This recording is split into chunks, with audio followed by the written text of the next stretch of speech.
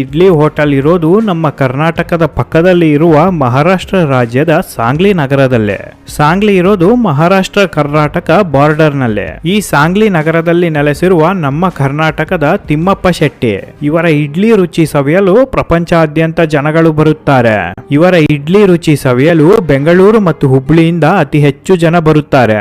ತಿಮ್ಮಪ್ಪ ಶೆಟ್ಟಿ ಅವರ ಈ ಹೋಟೆಲ್ ಹೆಸರು ಕೇಳಿದರೆ ಎಂತವರಿಗಾದ್ರೂ ಒಂದು ಕ್ಷಣ ಖುಷಿ ಆಗುತ್ತೆ. ಇವರ ಹೋಟೆಲ್ ಹೆಸರು ಇಡ್ಲಿ ವಡ ಮಾರ್ಕೆಟ್. ಜನಗಳು ಮಾರ್ಕೆಟ್ ರೀತಿಯಲ್ಲಿ ಈ ಹೋಟೆಲ್ ನಲ್ಲಿ ತುಂಬಿರುತ್ತಾರೆ.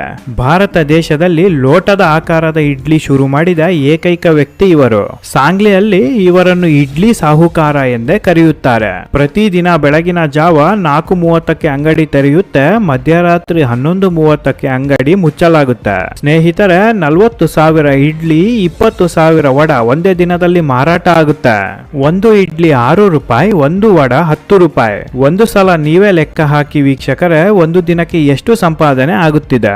ತಿಮ್ಮಪ್ಪ ಶೆಟ್ಟಿ ಅವರು ಲಿಮ್ಕಾ ಬುಕ್ ಆಫ್ ರೆಕಾರ್ಡ್ ಮತ್ತು Guinness world book of record ಗೆ ಸೇರ್ಪಡೆಯಾಗಿದ್ದಾರೆ. ಭಾರತ ದೇಶದಲ್ಲಿ ಅತ್ಯಂತ ಹೆಚ್ಚು ಇಡ್ಲಿ ವಡ ಮಾರಾಟ ಮಾಡುತ್ತಿರುವ ಏಕೈಕ ವ್ಯಕ್ತಿ ಎಂಬ ಹೆಗ್ಗಳಿಕೆಗೆ ಪಾತ್ರರಾಗಿದ್ದಾರೆ. ಸಾಂಗ್ಲಿಯಲ್ಲಿ ತಿಮ್ಮಪ್ಪ ಶೆಟ್ಟಿ ಅವರು ತಾವು ದುಡಿದ ದುಡ್ಡಿನಲ್ಲಿ ಆರ್ಯ ವೈಶ್ಯ ಜನಾಂಗದ ದೇವತೆಯಾದ ಶ್ರೀ ಕನ್ನಿಕಾ ಪರಮೇಶ್ವರಿ ದೇವಸ್ಥಾನ ಕಟ್ಟಿಸುತ್ತಿದ್ದಾರೆ. ಇವರ ಹೋಟೆಲ್ಗೆ ಶನಿವಾರ ಮತ್ತು ಭಾನುವಾರ ಬಂದರೆ ಇಡ್ಲಿ ವಡ ಮಾರಾಟ ದುಪ್ಪಟ್ಟಾಗುತ್ತೆ. ಹೋಟೆಲ್ ನಲ್ಲಿ ಕೆಲಸ ಮಾಡಿ ಹಿಂದಿ ಭಾಷೆ ಕಲಿಯುತ್ತಾರೆ. 1,000 ರೂಪಾಯಿ ಬಂಡವಾಳ ಹಾಕಿ 1975ರಲ್ಲಿ ಇಡ್ಲಿ ಹೋಟೆಲ್ ಶುರು ಮಾಡುತ್ತಾರೆ. ಭಾರತ ದೇಶದಲ್ಲಿ ಮೊದಲ ಬಾರಿಗೆ ಕಪ್ ಇಡ್ಲಿ ಅಂದರೆ ಲೋಟದ ಆಕಾರದ ಇಡ್ಲಿ ಮಾರಾಟ ಆರಂಭಿಸುತ್ತಾರೆ. ದೇಶಾದ್ಯಂತ ಇವರ ಹೋಟೆಲ್ ಸಖತ್ ಪ್ರಸಿದ್ಧಿ ಪಡೆಯುತ್ತೆ.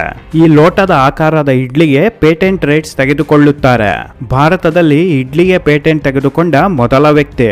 ವೀಕ್ಷಕರೇ, ಇನ್ನೊಂದು ವಿಚಾರ ಏನಪ್ಪಾ ಅಂದ್ರೆ 2014ರ ತನಕ ಹೋಟೆಲ್ಗೆ ಹೆಸರೇ ಇರಲಿಲ್ಲ. 2014ರಲ್ಲಿ ಇಡ್ಲಿ ಮಾರ್ಕೆಟ್ ಎಂದು ಹೆಸರು ನಾಮಕರಣ ಮಾಡುತ್ತಾರೆ.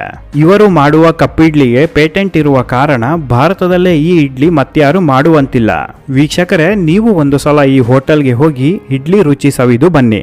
ಇಲ್ಲಿ ಇಡ್ಲಿ ಸೇವನೆ ಮಾಡಿದವರು ಹೇಳುತ್ತಾರೆ, ಪ್ರಪಂಚದಲ್ಲೇ ಅತ್ಯಂತ ರುಚಿಕರ ಇಡ್ಲಿ ಎಂಬ ಬಿರುದು ಕೊಡುತ್ತಾರೆ.